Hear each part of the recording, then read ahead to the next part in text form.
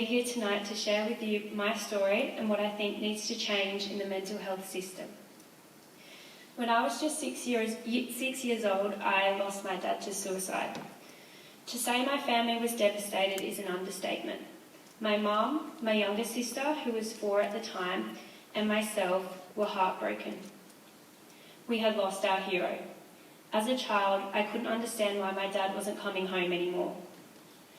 Due to losing Dad, we became involved in Lifeline WA, volunteering at events and meeting others who have also lost loved ones to suicide. I have learnt so much about mental illness and suicide and have become passionate about making a difference in the way people view mental health and the way in which we talk about it. I managed to cope okay with the loss of Dad.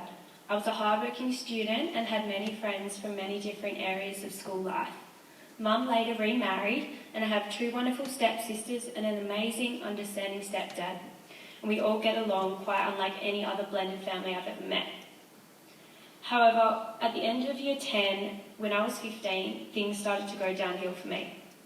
The river cruise was coming up, and girls were all talking about dieting, dress sizes, and not eating so they would look good in their dresses. I had always been self-conscious about my body growing up, having been laughed at in primary school for being overweight. I started to restrict my intake, initially by cutting out the bad foods and wanting to be healthier. However, within a few months, the weight started to drop off. I felt happy, or so I thought. I began to feel anxious and withdraw from people. At the start of year 11, Mum took me to PMH emergency department where I was admitted, but I was originally told I wasn't sick enough for them to admit me. I was only admitted because I said, where else is there for me to go? If I'd gone through the normal process and not through the emergency department that day, I wouldn't have been seen for at least another 3 months. That's how long the waiting list was for the other children my age.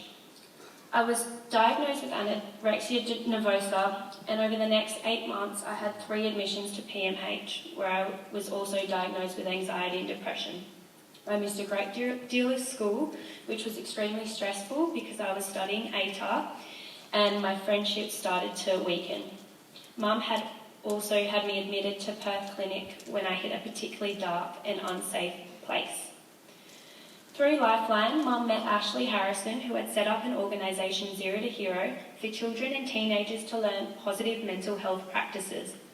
My mum, my sister and I attended the first In Your Head Youth Mental Health Forum, which was amazing.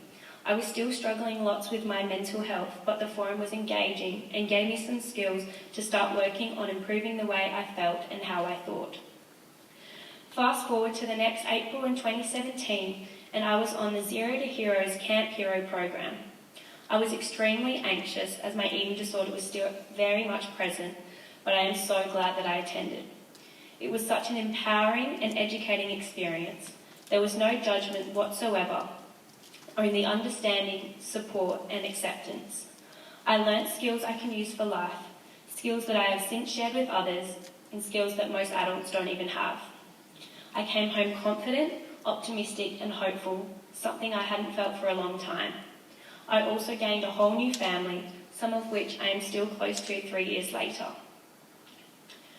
I wish that my high school had an effective, engaging mental health program like the ones that Zero to Hero run. They are so beneficial to students and help to start meaningful conversations around mental health and mental illness. If I had learnt some of the skills Zero to Hero teaches back when I started high school, maybe I wouldn't have had to go through the horrible experiences I did through the hospital system. Not to say our mental health hospital services are horrible, but I would have much rather not have to seen or gone through it. And that's coming from someone with a supportive family and private health insurance. For young people, mental health education needs to start in schools, including primary schools.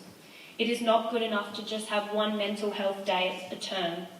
Students need to have multiple opportunities to learn and talk about mental health.